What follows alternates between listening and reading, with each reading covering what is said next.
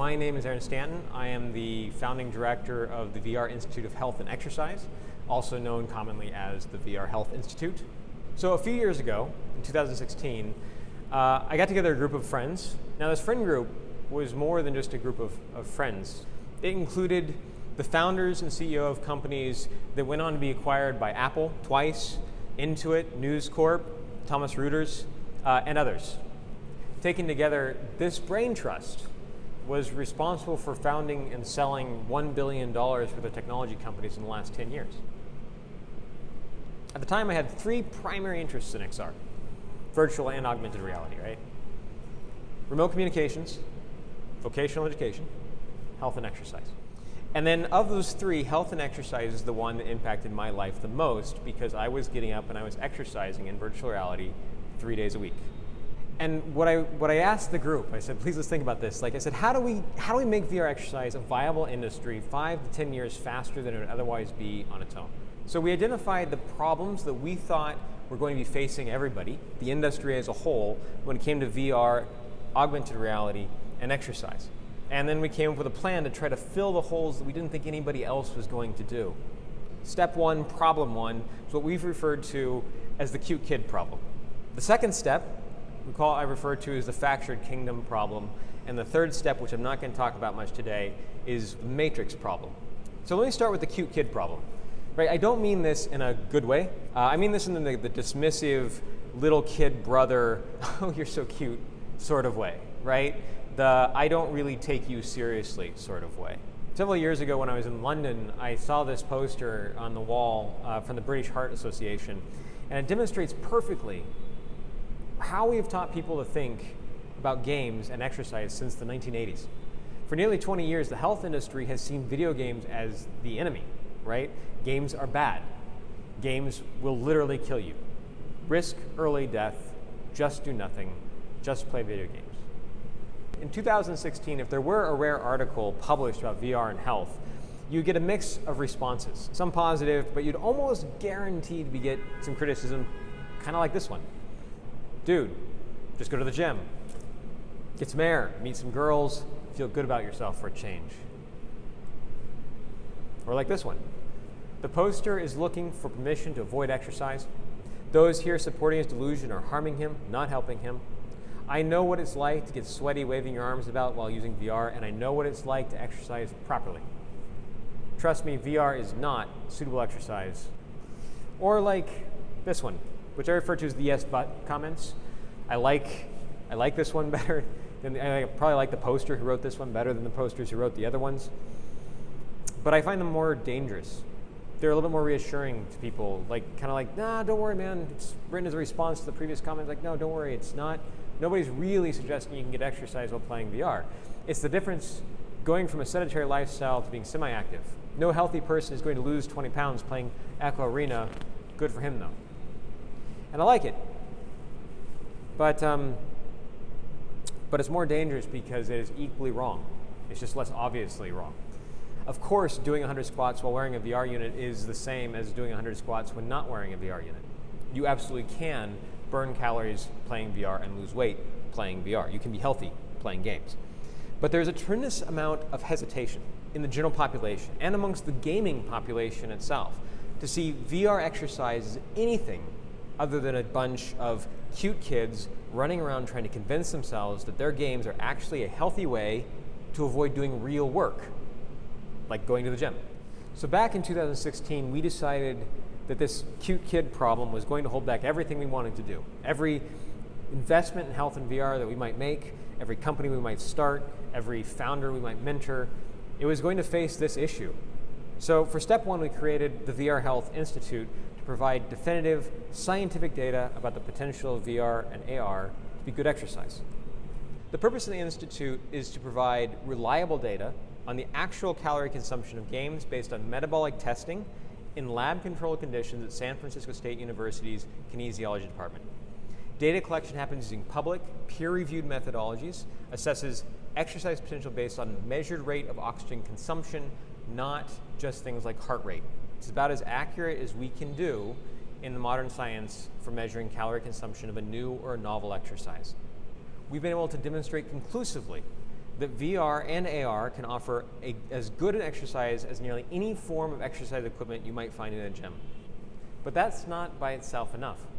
We need to figure out a way to package this information in a way that was easy for the general consumer to understand. In 2017, we introduced the VR Health rating system to help consumers find and trust the exercise content of games, drawing a clear connection between games you can play in VR and real-world commonly accepted exercises like riding a bike, running on a treadmill.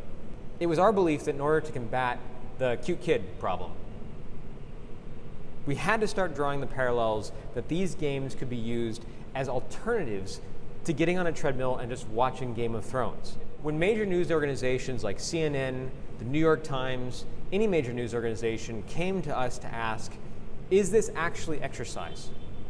There were medical experts with bulletproof data to back up their statements of, yes, this is in fact exercise. You can do this and feel good about yourself while playing games.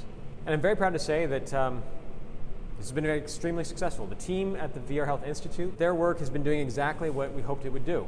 The medical and academic professionals connected to the Institute, specifically Dr. Mary Alice Kern and Dr. Jimmy Begley, have appeared on international news segments online, on TV, print, and radio. Our data has been cited numerous times by CNN, the New York Times, Forbes, the Wall Street Journal, the Washington Post, the Discovery Channel. At least 3 of those organizations sent a film crew to actually film and understand more about exactly how we measured and validated exercise in VR. Dozens of international mainstream and industry news outlets from across the world, including the US, Asia, Europe, South America, Middle East, all over, have cited our data in publishing articles on the subject of VR as the next coming future of exercise. And all of them, at some point in their own way, have asked, is this really exercise, or are you just cute kids playing around? And I am more than happy to say that we've been able to be there with reliable, objective, peer-reviewed data to answer those questions. We are not just cute kids messing around. We are building something important. Every one of us in this room, every one of us in this industry, we're doing something important, worthwhile. In 2019, our methodology and claims were reviewed internally by the American Heart Association, one of the most respected brands in the health industry, and we were given the highest possible marks in terms of data and testing methodology. Thousands of people are now using our VR exercise app to track their exercise, burning billions of calories in VR. In fact, the last time we could accurately measure its playtime, we calculated the Beat Saber itself, by itself, was probably responsible for somewhere between 4.5 and 5 billion calories consumed. And in preparing for this presentation, I'm happy to notice that we just passed the 1 millionth unique visitor to the VR Health Ratings database, which means that at least 1 million people have been exposed to highly reliable, accurate scientific data about the value of VR and exercise. And it is good exercise. In one of the very first published studies that we put out, we looked at the oxygen consumption of some well-known VR games against traditional exercises, right? Competitive mountain biking, running up stairs, thrill of the fight. What we found is that some of the most extreme virtual reality experiences were actually the energy equivalent of biking in the Tour de France. So very good exercise, basically. And we were also able to show what it is not, right? We were able to show how it compared to any form of exercise gaming that's come before. So you'll notice in this graph also we have Wii Fit labeled down here. And you notice that it's not anywhere near what, say, Thrill of the Fight is. So there's never been a piece of exercise equipment in gaming or otherwise that has the diversity and the potential for intense exercise that VR and augmented reality does. I mean, essentially, I believe that we are not far away from the day that we think of gamers the same way we think of our athletes, from a physical, like, health expectation-wise. I can't say that we're ever likely to be as popular as the football players, but in terms of how we think of somebody as either weak and sedentary or fit and healthy, I think that expectation will change dramatically in the next few years. To me, virtual reality, augmented reality addresses just too many of the things that make traditional exercise kind of suck for people like me who are awful at exercise to not have a substantial impact on the industry at large. The thing is, though, that these breaks, right, these roadblocks, are actually good things. They give us time. There is still a long way to go in terms of what virtual and augmented reality can do for the health of the world today and what we are actually doing. So typically, health and fitness is one of the first places non-technical consumers begin to adopt new technology. That's because they're utility-based consumers, right? They purchase the tech because it helps them accomplish a purpose instead of being enthusiastic about the new technology for the sake of the technology itself. And the adoption curve of utility-based technologies is very different than that from the technology of enthusiasts. Fitbit, Apple Watch, Peloton, these are categories that have exploded because they are mainstream consumers that have very strong need for them. They believe that these are technologies that will help save their lives. And yet we haven't really seen them in the VR space. These consumer, we haven't really seen them. Summits like this one show that we are definitely gaining traction in VR and exercise, but there's still a relatively small handful of viable companies working specifically to explore the potential of this vertical. And I think ultimately we're thinking too small. Too much like individual companies fighting for territory and not enough like pioneers in an open blue ocean looking for new customers together. In the last 4 years, we've made huge strides on the cute kid problem. So let's start talking about step 2. Step 1 was the cute kid problem. And one of the efforts that we've tried to put together to address that proactively is the VR Health Institute. So now let's talk about step 2, which I call the fractured kingdom problem. You see, I don't believe that VR and AR are an exercise revolution because they are fun exercise. Lots of things are fun exercise. Sports, for example. Not exactly for me. I'm not much of a sports guy, but for others. I mean, whenever you have a product, exercise, that is essential for people to stay alive, and yet 70% of your consumers don't get enough of it even though it's free, your product is a problem, right? There's a very big problem here. And one of the problems that exercise in general faces is this concept of decay. All exercise equipment has a decay rate. This is not a statement that most people find hard to believe. Treadmills, rowing machines, ellipticals, you use it a lot the first week, but when you buy it, you use it less the second week, less the third week, less the fourth week, and then eventually, about 6 months go by and you're using it to hang your dirty clothes on. This is my decay rate for the 3 pieces of home exercise equipment that I have ever bought for myself. What you see is that the week I bought them, I was trying to exercise 4 times a week, and I did. Somewhere in there I start falling off. Suddenly it's 2 times a week or 3 times a week, then it's 1 time a week, and then eventually all of them, the elliptical lasts the longest. Gets to about 15 weeks, but by then it's like once a week. So this is the future of my exercise. I am absolutely convinced that if I buy another exercise device, a general exercise device, this is what's going to happen to it. What people don't realize, though, is that almost everything has a decay rate. It's not just traditional exercise equipment, right? When I bought my PS4, I bought with it launch titles. One of the very first games that I got on my PS4 that I really, really enjoyed playing was Destiny. I played it for maybe 50 or 60 hours, I beat it, and I have not played Destiny in a long time. I have played Destiny 2. I've played other games, but Destiny 1, its decay rate ended a long time ago. This is my exercise in VR, graphed exactly the same way. Just like my PS4 has a decay rate, VR exercise has a decay rate as well. It's certainly a lot better than my treadmill or my elliptical, but you can tell it's still a downward turn, right? Still generally going in the wrong direction. And so I was looking at this and I was thinking to myself, what are those spikes? What are the things that get me back into the game every single time I kind of fall out of it? And so out of curiosity, I went back and I looked at my Steam sales records, my sales receipts, and I overlaid that data on top of my chart, and you see a pattern, right? Every single major spike in my exercise routines came following the purchase of a new game, right? Whether it's Auto Shield or Thrill to Fight or Knockout League or Box VR, whatever it might be. What made my VR system a better piece of exercise than my elliptical was that it was infinitely refreshable. The long-term success of the VR fitness industry will be dependent on the diversity of games that are good exercise. You see, I have a problem as a consumer who exercises in VR, right? I have been playing the same 6 or 7 games for over the last 3 years. Like occasionally I get a new game comes out that's pretty good exercise, but I'm still talking about one every 5, 6, 7 months. Otherwise, I'm playing, Pistol Whipped every single day. I'm playing Beat Saber every single day. But it's worse than that, right? That's not even the big deal, right? It's worse than that because games are games, right? The first enemy is easy. The tutorials teach you things, but they're not good exercise. The first guy in Thrill of the Fight is a lot less energy than the last guy in Thrill of the Fight. So I'm not just playing every single game over and over again. I'm playing the last 2 levels, the last guy, over and over and over and over again. The last 3 levels of Pistol Whipped so many times. And I can change the settings, I can push the settings to the point where it's the most exercise. I turn off aim assist, so there's way more bullets flying at me because I can't hit the broadside of a barn.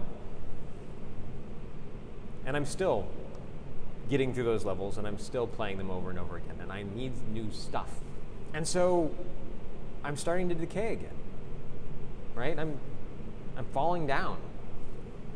And every consumer who will come to us at this point in the industry will fall down eventually because we don't have enough coordinated content to keep them engaged in virtual reality and exercise. I believe this. Our success as a health industry will depend on the diversity of our content. It will depend on a unification of the limited but growing core of players that see VR as a life-saving tool. Our goal as developers in the VR fitness space should be to help each other succeed as much as possible. We are a fractured, unorganized kingdom, all on the same side, at a time when we need to be fighting this fight together in coordination. VR exercise has a problem. Our primary consumer does not yet have hardware, and only a small portion of the current hardware owners value exercise yet. In order for game developers to succeed, we need to create a viable business path that allows small investments of time into exercise to make sense. This is the fractured kingdom problem, that there are people who are passionate about VR and exercise, and yet we are not organized and we are fractured, and therefore we don't know how to make those limited resources create a viable business opportunity for more developers. Luckily, while small, those of us that are already in the category of VR owners and interested in exercises, we are so much more passionate and dedicated than the average gamer. My father had a heart attack several years ago, and as part of his recovery, he has to exercise. He has to, and he hates it. He hates exercise because, like me, he's bad at exercise. All the traditional exercise doesn't work for him. But he and I, and others in the VR space, we need this in order to live. Some of us more directly than others. The baby boomer population in the United States is getting older, and they need to exercise. We all need to exercise more, or it's going to cost us lives. For some, Thrill of the Fight is a $9.99 game. But many times I have talked to people who tell me that they went and played VR for the first time at a friend's. They played Thrill of the Fight, and they realized how much exercise it was, and they went out the next day and they bought a $1,000 gaming computer and a $400 VR rig and a $9.99 game, which means that the entire acquisition was for that last thing. That last game was what all of that was for. So for some people, Thrill of the Fight is a $1,410 game. That's the difference between the exercise and the gaming community. And we don't have enough $1,400 games. We don't have enough $10 games. We have the best possible customer. We have a product which saves people's lives, and then if our customer doesn't buy, they die. But without coordination, our individual efforts to keep development of content alive long enough to find traction will be slow and disjointed. What we need to be doing is trying to organize the consumer that wants VR exercise to succeed with the developers who are looking for ways to stay afloat while the rest of the world catches up, and the organizations that care about the future of the health of the world. We need to be working together. That's step 2. That's trying to solve the fractured kingdom problem. So within the next few months, we'll be introducing our next project, which is what we're referring to internally as the VR Health Empire. or as I like to refer to it, the Healthy Empire. The Healthy Empire is a consumer advocacy group to help coordinate consumers, developers, and organizations that want VR health to succeed.